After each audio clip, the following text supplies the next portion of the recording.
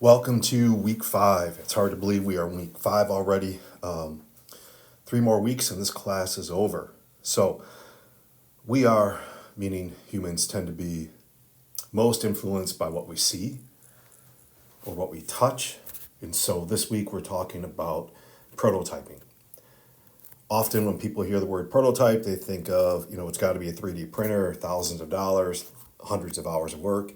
No, the simplest version of a prototype is something that you can give to somebody, they can touch it, they can see it. So when you're explaining the value of your product, your service, your idea, they can visualize it. Now, before I go any further, also need to add a note here. You'll see a few more like pop-up quizzes that will come into the class. That's because when I do project-based learning like this, this is all project-based learning that we've been doing. All of you have been doing great work. The grades tend to be very high. That's wonderful.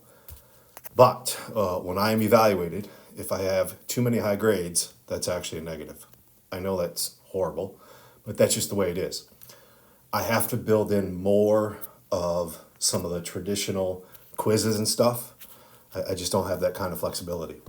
So there will be small quizzes more often. Do the best you can.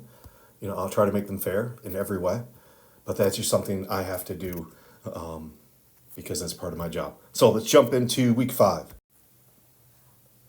What do we hope to learn this week?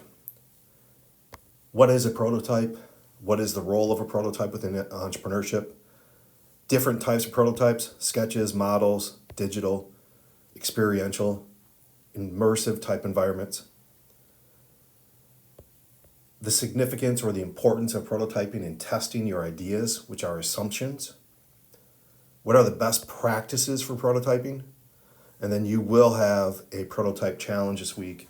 Each of you will need to create a prototype. This is what I want you to think. If you could build your idea in one day, what would it look like? So I'm not talking like if your idea is to build a $400,000 home, actually building it. I'm talking about if all you had was the ability to sketch it out, to draw it. That's what I'm talking about. So with the resources you currently have, what type of visual or physical representation could you create of your idea? Here's what happens. If you wait until you have all the money and all the resources, all the stars align to launch your idea, it's too late. It could take a year, 2 years, 3 years, 5 years. That window of opportunity is already gone. What you need is a visual representation, a physical representation of your idea so others can understand it. You love it, you live it, you intuitively understand your idea, and maybe some others do, but we want to make sure everyone understands your idea. Prototyping, it's a tangible representation of an idea. Don't go for perfection. We just need something.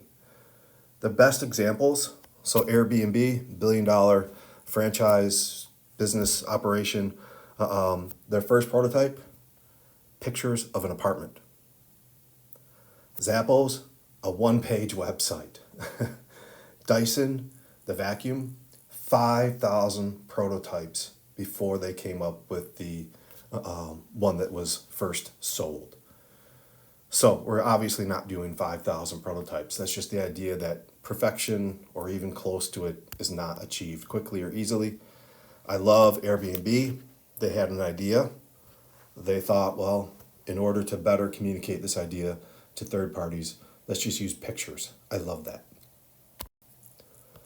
So broadly, you can have sketches, paper prototypes where you actually print stuff out on paper, draw it out. You can have physical mock-ups with cardboard, blocks, whatever you want to do. And then if you are into tech, you could do digital frames. This is what a prototyping process for, let's say, a smartphone app might look like. First, you do a paper prototype just to kind of look at the user interface. Then you do a very low fidelity digital prototype. You're not hiring a professional coder or anything like that, just mocking it up. You can actually do that type of stuff in Canva. Then you go to a higher definition, more attractive, see, photos, much more immersive. Once you get this done, how it looks, then you hire the coder to actually make it happen. But you won't have the funds to hire the coder, this costs money, until you can present and sell your idea to an investor. Rapid prototyping is another name for this concept where we just very quickly mock up an idea.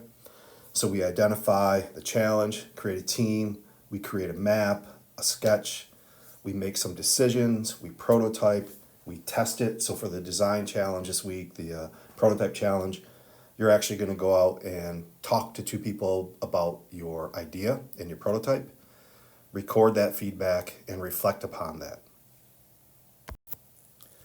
Here are some famous prototypes. This is the first, the first prototype of the water gun, the Super Soaker, which made the inventor millions of dollars. Pretty cool. This is the first video game, the Atari video game system, 1976. Doesn't look anything like your Xbox, right? First computer, not the first computer, but the first home computer, the Apple I computer, 1975, made in a garage. And compare, wow, my phone's sitting here next to my screen, and my phone is, 10,000 times more powerful than this thing. But that's where it all started for Apple. Paper prototyping, it boosts your creativity because it's tangible.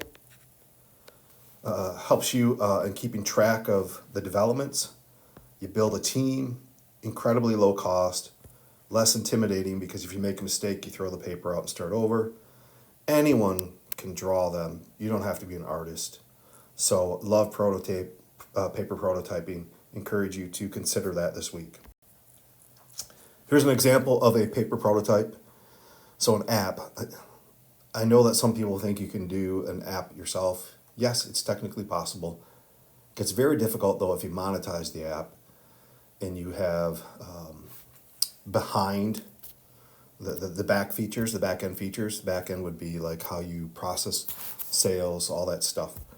So typically I'll have young people or people with an app develop a paper idea just to get, how would this user interface look? Would it be appealing to a user?